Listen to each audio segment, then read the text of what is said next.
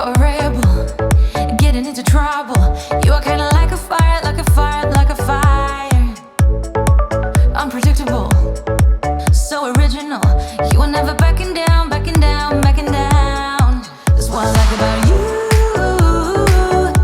So dangerous, I get this rush when I'm with you. I go all in to lose or win.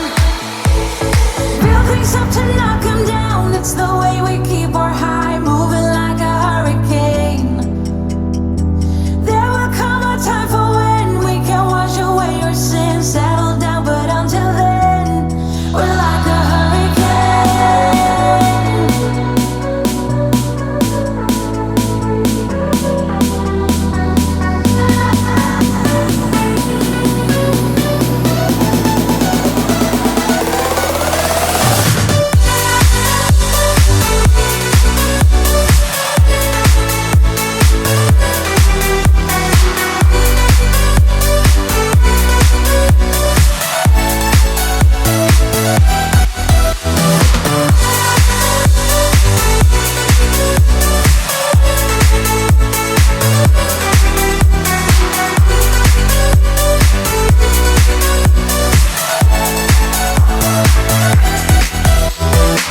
You're so different, kind of ignorant.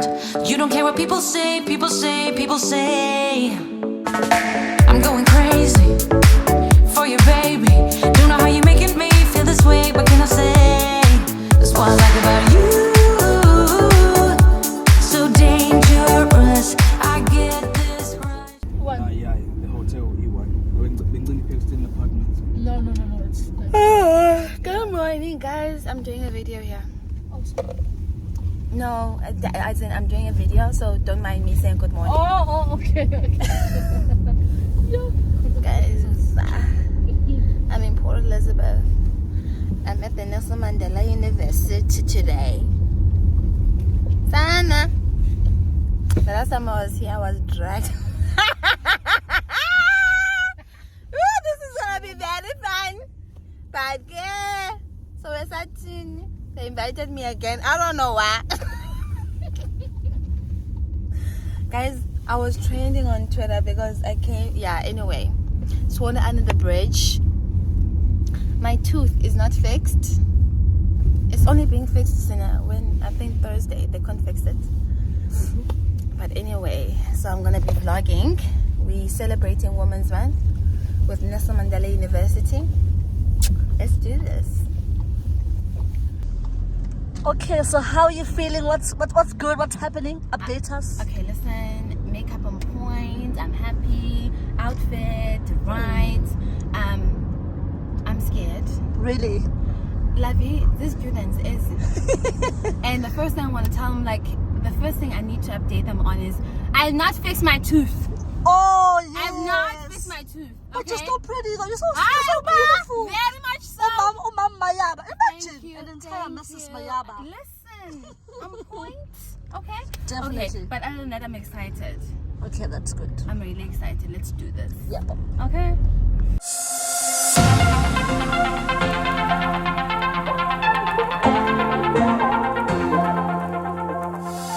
Morning comes at night. I don't understand. You and I so different now.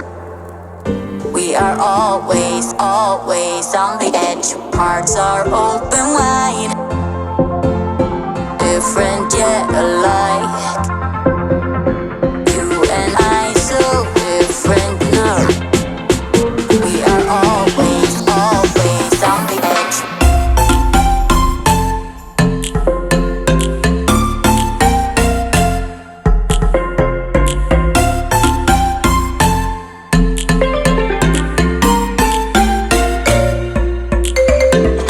Dream right, everything wrong.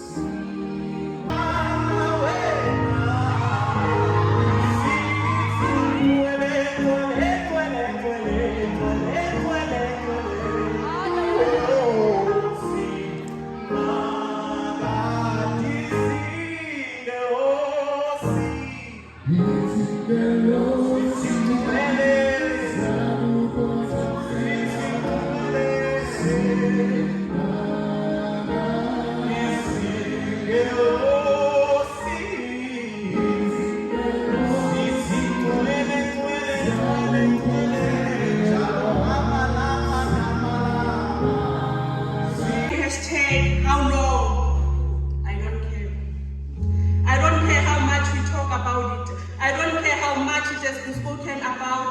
I don't care how many poets wrote about it. This is shocking. I am standing here. I'm about to recite about it. I do not care how many have stood before you to recite about it. I am here to recite about it. I repeat, this is shocking. I am not standing here as a poet to preach the beauty of art. I am here to rhyme an essence of reality. I am a poet haunted by the nightmares of the reality of being a woman in South Africa.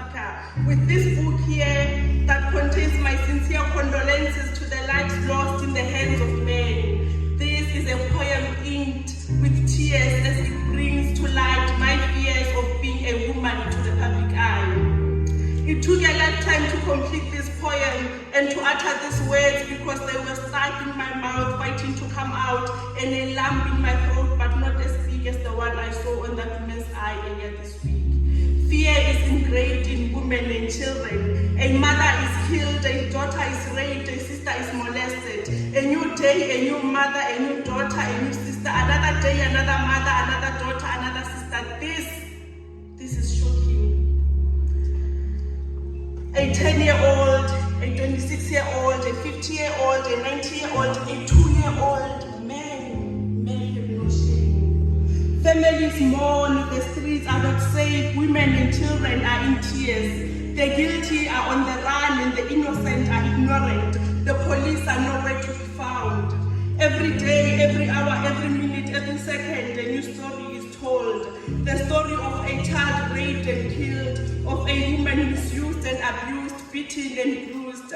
Hundreds of stories have been told and millions remain untold, unreported.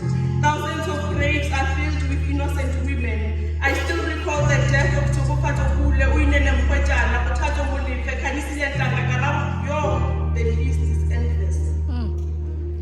Where Madoda Sabelani, where Madoda Randani, where Madoda Mamelani, Loiso said, maybe this is a great time that I bring the Imaginary Men's Conference into existence and address them all crash by crash.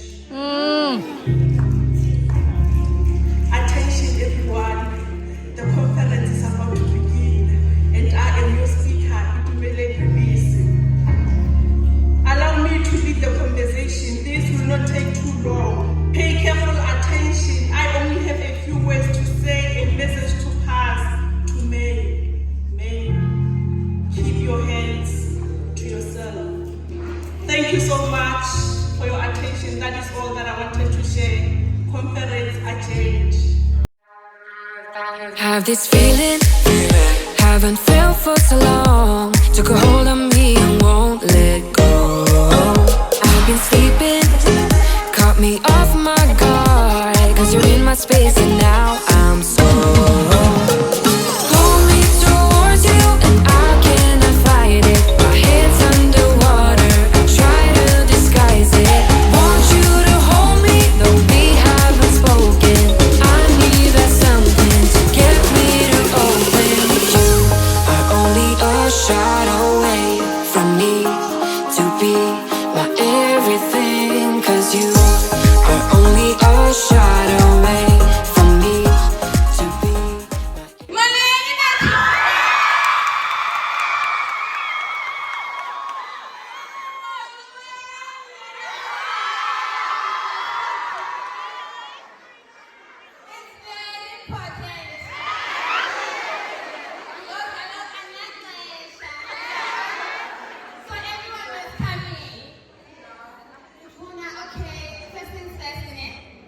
Justin J, indoors, Obulela, Yonga Londeleyo, and Nelson Mandela University, Nelson Mandela SRC, thank you so much for hosting me again. Thank you so much, guys, for coming through. I am so overwhelmed. Okay, listen, literally when I just about to give in, because I listen, I'm like, I don't want to get in. She's like, why? I'm like, I don't want to get in. I'm really nervous. She's like, you've done this a couple of times. It's like a million times.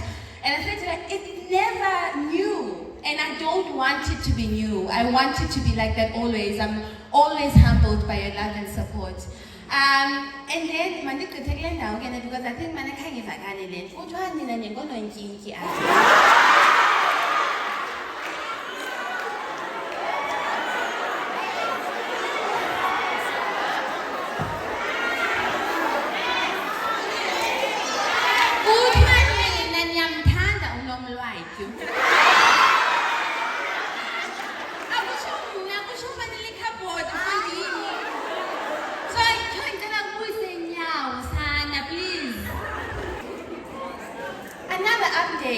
because they asked me to add in social media and then is in your communication.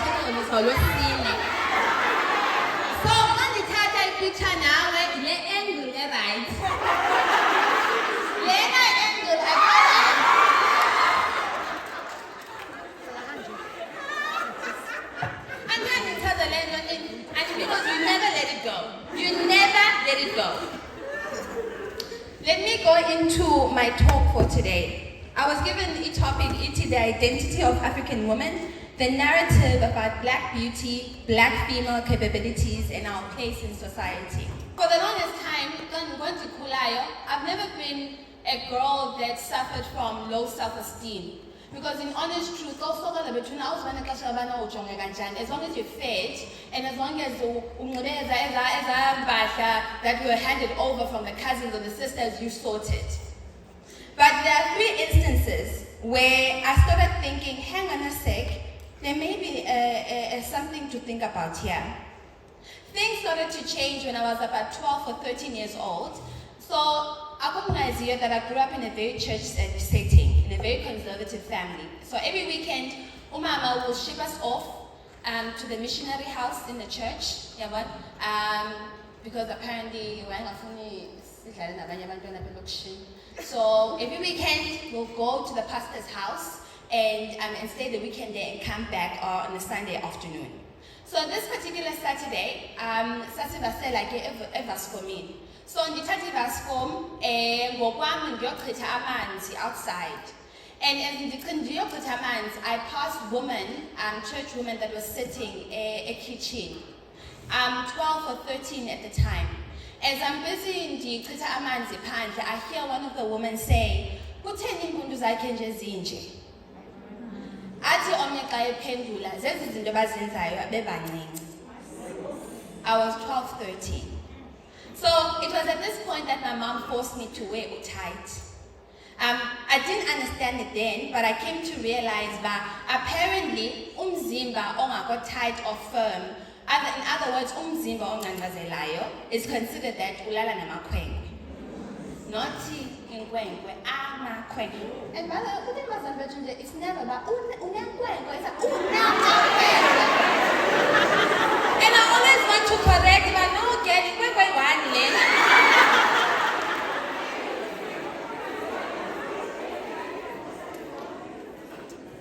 My obsession with tightness of the butt, in fact, like in particular, and the entire body for that matter, started there. Because apparently, I had one of those butts, Utrava Noah usually makes a joke about it. You know, those butts where if you spank it on one side of the butt, like the wave, if you're quick enough, you can catch it on the other side. So, as I'm June, July, August, September,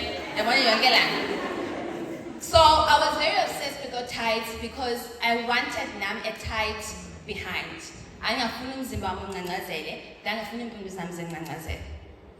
The second experience was during a conversation with my half-brother. Once again, to be honest, I was never conscious about how my body looked. But once again, there was this incident where a comment he said really struck me. So we were busy discussing, I don't know if it was body shapes or something along those lines. But basically, i-comment awayithethayo is that your body is not evenly proportioned.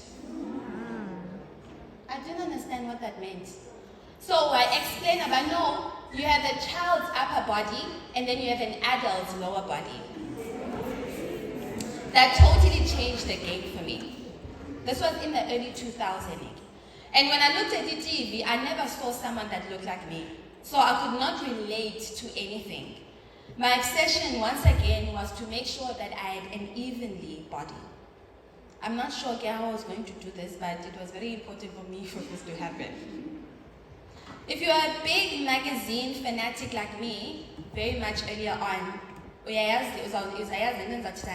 so at the back of the Drum magazine and NMU magazine, they usually cover like red carpets, like different celebrities that were attending some events. So it was at this point that I was introduced to Kim Kardashian. Okay? She was wearing this beautiful evening gown. The dress was beautiful, but I was more obsessed about her body. For the first time, I felt I was represented. Not only represented but by someone at that level. And in particular, the fact that everyone was obsessed with her body, in particular, her behind. And for the first time, I felt that I was being accepted. But I will be honest, there are times where I felt concerned. I still am. Because it took someone to go to an extent of looking like me. She was not born like that. She went to the extent of looking like me. And then everyone agreed that she was beautiful. And in turn, I was convinced Nambana I was beautiful for the first time. But I will be honest, man, I don't know how far this thing is going to go. Because back then, it was about the butt, about the firm butt, about the big butt. It was about the right side. You can't just have any butt. It must be the right size. It must be very thin. It must be about the shape. Hey, talking about that and trying to prove that I asked man how far this thing is gonna go. The other day I came across a Facebook post that said, ungaske usimisele ngempundu apha ezinkulu ngelo xesha zimile ngathi green pepper. Ndabe ndiphuma eshawareni ndiqomba umkhondo kodwa we-green pepper ukhona phaa kum. Ndayike ndatsho uba ndiyageza phaa Facebook. The identity of African women, the narrative of black beauty, black female capabilities, and our place in society. The first thing I wanted to emphasize is this, which I came to learn over time, is that the narrative of beauty, in particular black beauty, is what I have come to accept for myself, what not you have convinced me to accept about myself. Because in all honesty, I can't keep up with your standards. They're too costly. They change all the time. So it's going to be about me. It's about how I've come to be comfortable in my own skin, and most importantly, doing what I want to do. There's also a very continuous conversation and confusion, and always a debate around the black beauty advocacy. I'm going to give you 3 instances where I've seen this. I was attending a fundraising gala a couple of years back, and I was very excited at the time that one of the leading acts at this gala was going to be Hugh Masekela. So excitedly, I go up to him and I want to take a picture. He unashamedly waved me off and said he does not take pictures with a woman who has fake hair. At the time, so the following year, I attended the same fundraising gala because it was being organized by one of our company, our organization. Because I knew that he was going to come back, I purposely cut my entire hair. It was back in La Revolution, Mandela line. And I thought to myself, at least it's going to see comrade.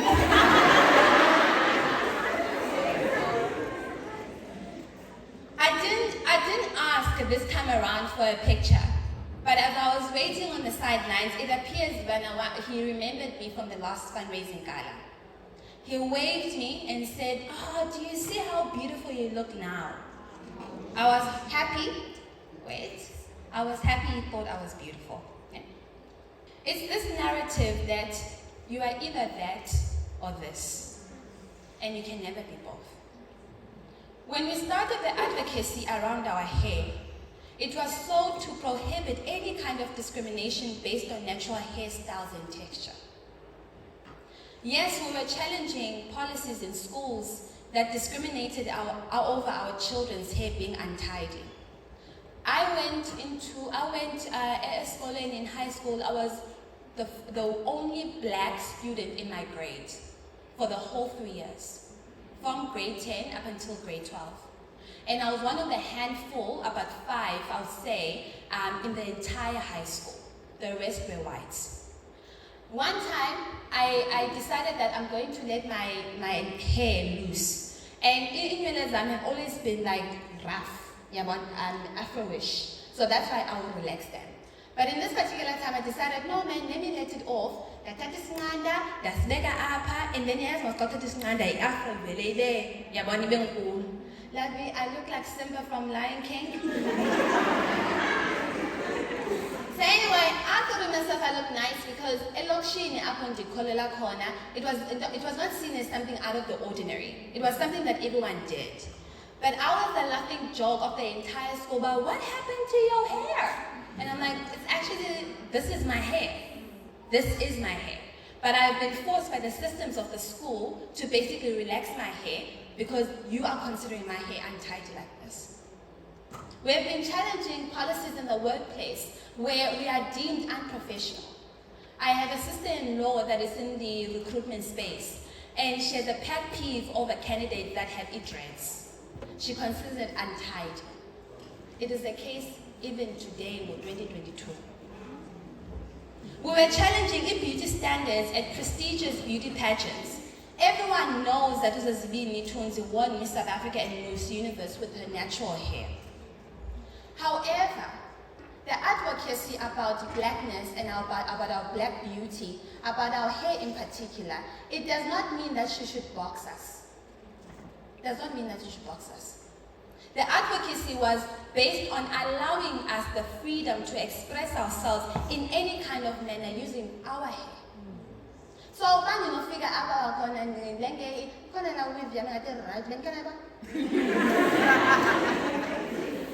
I look like Little Red Riding Hood when I have it. If I decide that tomorrow that I want to wear that weave, it's fine, and you should be accepted as it is. Afro inspired hairstyles. Tomorrow, if I may decide to do that, I might decide to do my 28-inch weave. Depending on my mood, I might be inspired to shave it all off by the end of the week. It is my choice, not anyone's. I listened to a recent interview by Uzozibini no Dinewa Ranaka and So Penduko on Kaya Breakfast. So asks her, do you not feel under pressure being made the face of natural beauty because you don't have a weave? And the fact that you won Miss Universe at that level, having been natural. I loved her response. She said, while I understand the message it holds because I know women who have struggled with beauty because of standards that society has put on them. However, I want to be honest that I have not kept my hair like this for such a long time because I want to make a political statement. It's because I like my hair like this. I like my hair like this. So we are not fighting to be boxed. We are fighting to be represented. That's the difference. So when we're fighting against these advocacies, whether it is in beauty, whether it is in hair, around black beauty in general, it is not this or that. It is what we want. Because we have been represented or we have come across systems that have prohibited us to enter these spaces because of how we look.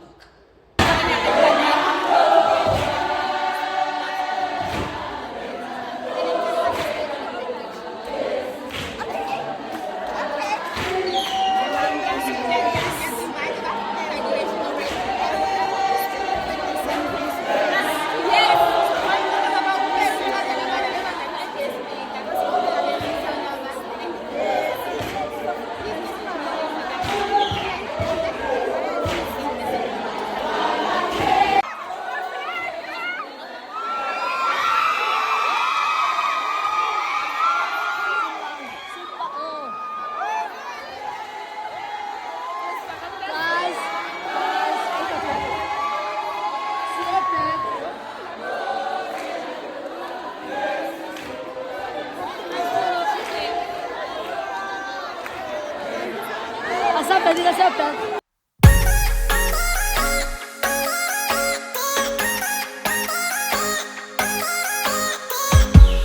It is raining outside.